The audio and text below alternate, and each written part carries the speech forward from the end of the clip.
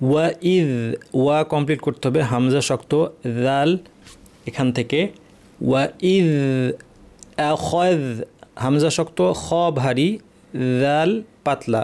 ওয়া ইদ আখাযনা মিসাকাকুম, জাল যেখান থেকে, সা একই জায়গা থেকে বাতাস সহকারে, বাতাস থাকবে, আওয়াজ থাকবে, সা আসা মিসাকাকুম, কফ ভারী, সা পাতলা, কফ ভারী, মিসাকাকুম লা তাসফিকুনা, ফাটা মাঝখানে যেন চাপা পড়ে না যায়, প্রচুর বাতাস আওয়াজ থাকবে, ফ্যাস ফ্যাসে আওয়াজ শোনা যাবে। তাসফিকুনা দিমাআকুম, দিমা এখানে এক আলিফের পরে হামজা আছে একই শব্দে, মাদ মুত্তাসিল দুই আলিফ।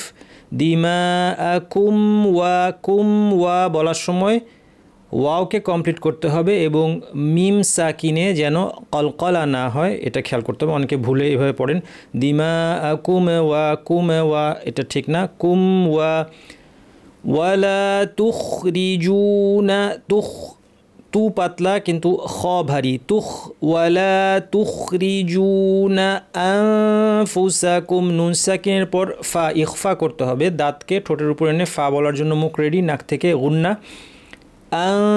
আনফুসাকুম মিন, মিমের উপর তাসদিদ লম্বা গুন্না, দি ইখফা করতে হবে। দালের মাখরাজ উপর পাটির দাঁত এর গোড়ার কাছে, জিব্বাকে নিয়ে লাগাবো না, একটু ফাঁকা থাকবে, নাক দিয়ে গুন্না।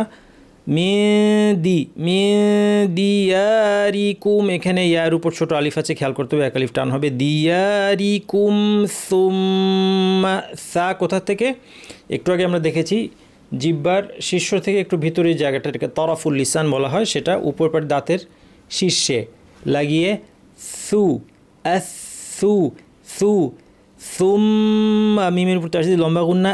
আকরারতুম, এখানে হামজা শক্ত, কফ কলকলা হবে এবং ভারী, এরপরে দুইটা র আছে, দুইটাই ভারী, রর। আক হামজা যেন ভারী না হয়।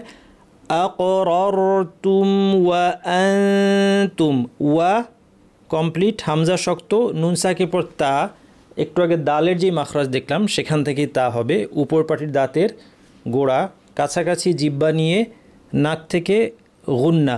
ওয়া আনতুম তাশহাদুন, ওয়া নুন আমরা দুই আলিফ টেনে থামবো। وَإِذْ أَخَذْنَا مِيثَاقَكُمْ لَا تَسْفِكُونَ دِمَاءَكُمْ وَلَا